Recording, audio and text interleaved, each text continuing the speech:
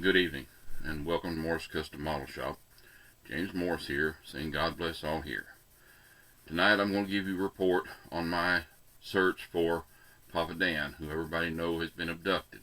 Having retired as captain of a 200-man force, also being a private investigator, I have contacts the world over from my years of work with them. And I have contacted several of my people and asked about the whereabouts of PapaDan, who has him, and what they want. I first contacted because the FBI in this country is in charge of kidnappings and so on like that. I contacted the FBI, spoke to an Inspector Chick in Gizzard.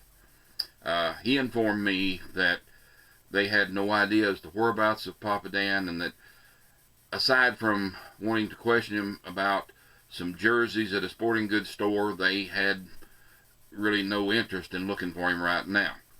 Then I contacted the Central Intelligence Agency, CIA. They deal with overseas things in case he left the country. I talked to a Homer McPile. Homer's words were, "Golly, I don't know where he's at." So I moved on.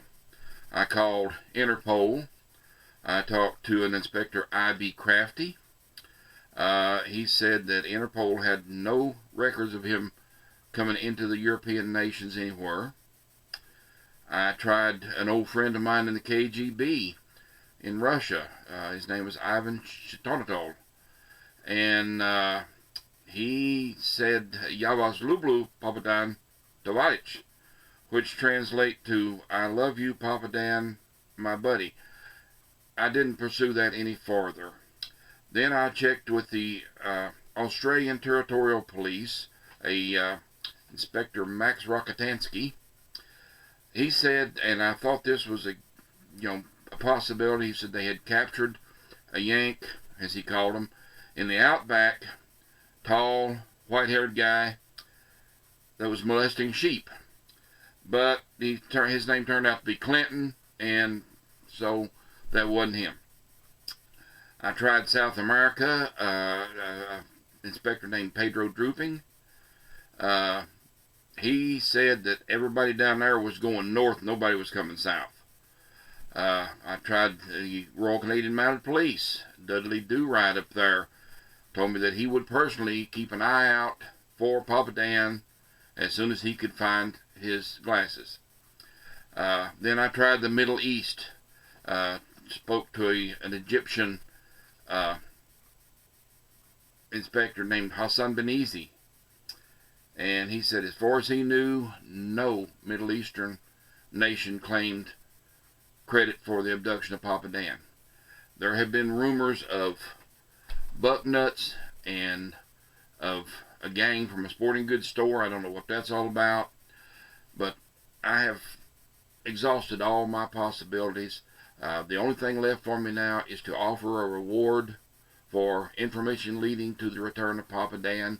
I have here some kits that I got from a Marine Corps colonel during the Reagan administration. These are Starfix kits. They are made in Israel, and according to the Marine colonel, once they are built, they are pre-programmed to automatically attack the nearest Muslim state. So, if anybody has information that will lead to the return of PapaDan, or at least finding his whereabouts, please contact me, leave comments below, and we'll see about the reward. For now, thank you very much for watching, and good night, and happy Thanksgiving to everyone.